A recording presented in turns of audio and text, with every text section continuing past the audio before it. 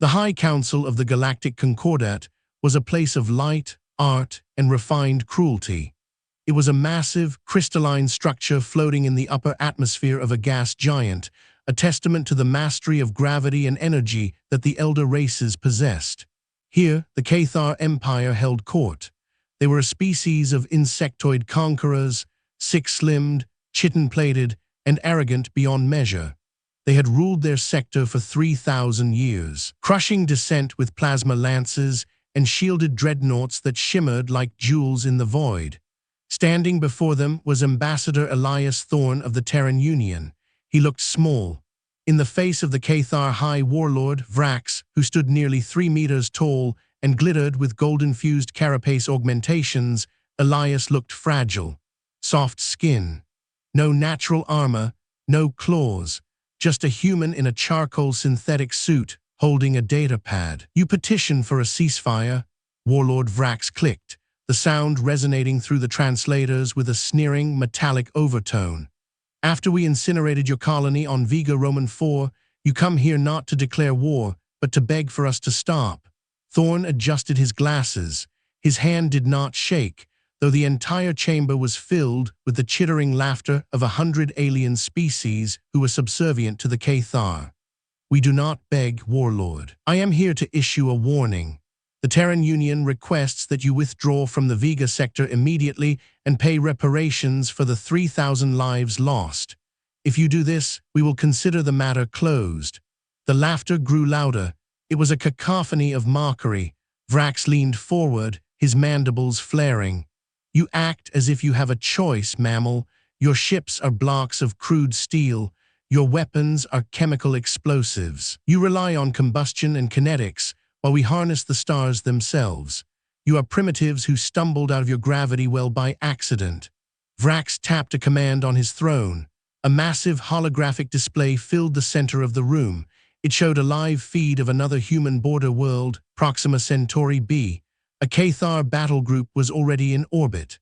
"Let this be my answer to your warning," Vrax hissed. On the screen, the alien ships opened fire. Beams of coherent plasma, hot enough to strip electrons from atoms, rained down on the human cities. The shields of the colony, commercial grade, weak, flickered and died in seconds. The bombardment didn't stop. It wasn't a tactical strike, it was an erasure. The Council watched in glee as continents burned. They watched the oceans boil. They watched humanity bleed.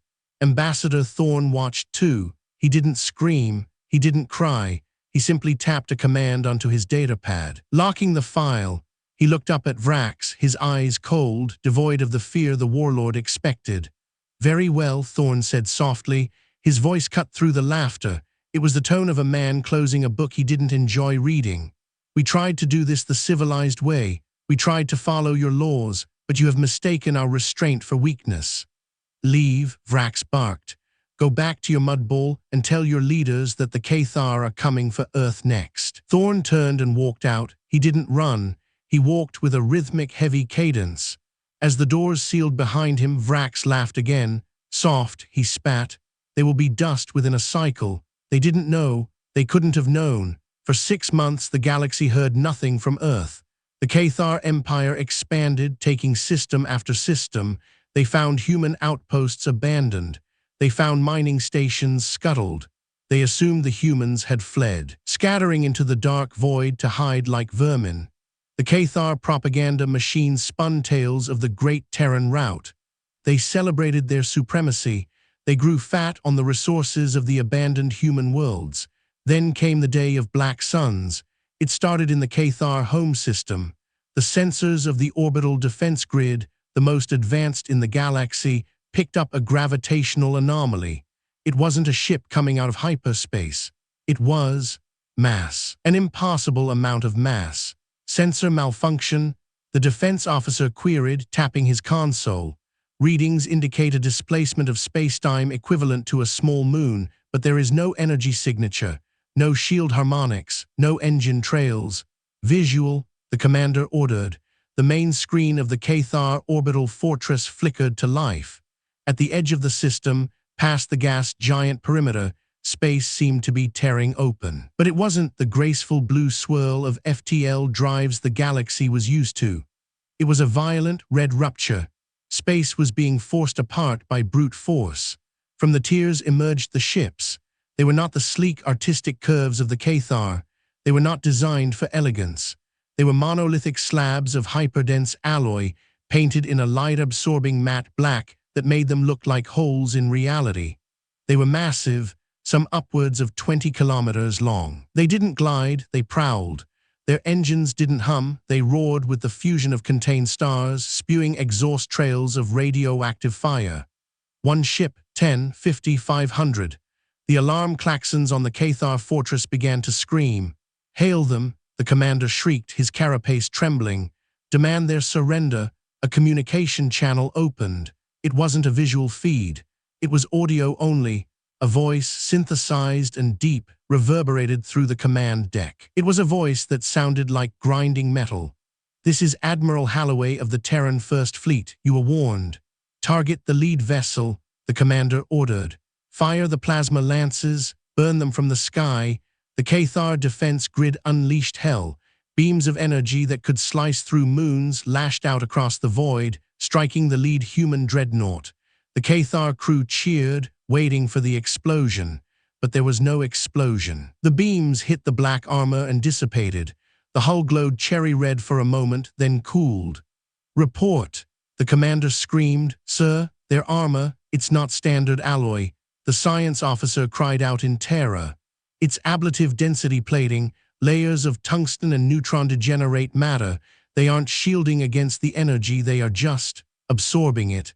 They built ships too thick to melt." And then the human ships returned fire. The Cathar were used to energy weapons. Shields were designed to disperse heat and radiation. But humanity had never abandoned the old ways. We had simply perfected them. We didn't use lasers, we used mass drivers. "Projectile launch detected," the sensor officer screamed. "High velocity, relativistic speeds." From the spinal mounts of the Terran dreadnoughts, magnetic accelerator cannons fired. These were weapons the size of skyscrapers, hurling solid slugs of ferric tungsten the size of school buses at a significant percentage of the speed of light. Physics is a harsh mistress. When an object with mass hits an energy shield at 0.05 light speed, the shield doesn't just fail, it shatters. The first slug impacted the Cathar flagship, the asterisk glory of Vrax asterisk. The shield flared violet and instantly collapsed under the kinetic transfer. The slug didn't stop. It punched through the prow, traveled the entire length of the 5-kilometer ship, and exited the rear engines, taking the ship's reactor core with it. The Cathar flagship didn't explode, it disintegrated. The kinetic shockwave turned the crew into mist before the hull even buckled. "They're throwing rocks." The commander, horrified realization dawned on him. "They are throwing rocks at light speed." The Terran fleet didn't stop. They unleashed a storm of kinetic hate. Missiles swarm-launched in the thousands, not carrying warheads, but carrying shape-charge penetrators. Railgun rounds turned the glittering Cathar fleet into a field of expanding debris. It was a slaughter. The elegant energy shields of the aliens were useless against the brute force of Newton's laws applied with malicious intent. Within an hour, the orbital defenses were gone. The debris field was so dense it created a new ring around the planet. The Terran fleet moved into low orbit over Cathar Prime. The sky turned black as the massive ships blocked out the sun. Panic reigned on the surface below. The citizens of the capital city looked up to see the belly of a beast, bristling with gun ports. Inside the High Council chamber, Warlord Vrax was no longer laughing. He was huddled behind his throne, watching the tactical feeds go dark one by one. The doors to the chamber didn't slide open this time. They were blown inward by a breaching charge. Through the smoke walked figures in powered armor, not the sleek flight suits of pilots, but the hulking, hydraulic-driven M. Mjolnir-class exoskeleton suits of Terran shock troopers. They stood 8 feet tall, their steps cracking the crystalline floor. Their helmets were faceless visors of polarized glass. Behind them walked Ambassador Thorn. He wore the same suit as before. He carried the same datapad. He stepped over the rubble of the shattered door and looked at the cowering warlord. "You," Vrax stammered, purple blood leaking from a cut on his head. "You are barbarians. You violate the laws of war. You use kinetic bombardment. You are monsters." Thorn signaled the troopers to hold their fire. He walked up to the throne, looking down at the insectoid ruler who had once mocked him.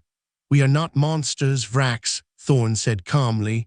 "We are engineers, and you presented us with a problem." Thorn tapped his datapad, projecting a hologram of the burning human colony of Vega Roman 4. "You thought because we sought peace, we had forgotten how to fight. You looked at our history, our thousands of years of civil war, of nuking our own cities, of inventing 1,000 ways to kill each other with sticks and stones, and you thought we were weak because we stopped doing it." Thorn leaned in close. "You failed to understand. We didn't build a peaceful society because we are harmless. We built it because we are terrified of what we are capable of. We created the Galactic Concordat's treaties to protect *U* from *us*. Outside, the sky flashed. A rod from God, a kinetic tungsten rod dropped from orbit, slammed into the military headquarters 10 miles away. The ground shook violently, knocking Vrax to his knees. The mushroom cloud that rose was purely kinetic. Dust and debris lofted into the stratosphere. "We spent 500 years trying to be better," Thorn continued, his voice hardening into steel. "We suppressed our instincts, we mothballed our warships, we taught our children to explore, not to conquer, and you laughed at it, you poked the cage, you broke the lock." "Mercy," Vrax squealed. "We surrender, we will give you anything, systems, slaves, tech." Thorn looked at the warlord with pity. "We don't want your slaves, we don't need your tech. Our kinetic drivers have proven quite sufficient against your plasma toys." Thorn turned to walk away, the massive armored troopers flanking him. "Then what do you want?" Vrax screamed. Thorn paused at the shattered doorway. "We want you to remember. We want every species in this galaxy to look at the crater where your military-industrial complex used to be and remember why humans tried so hard to be peaceful." He signaled the fleet. "Commence total disarmament." Thorn ordered into his comms.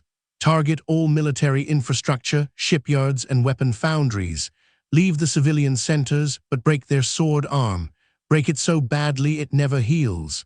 The sky over Cathar Prime lit up with fire rain.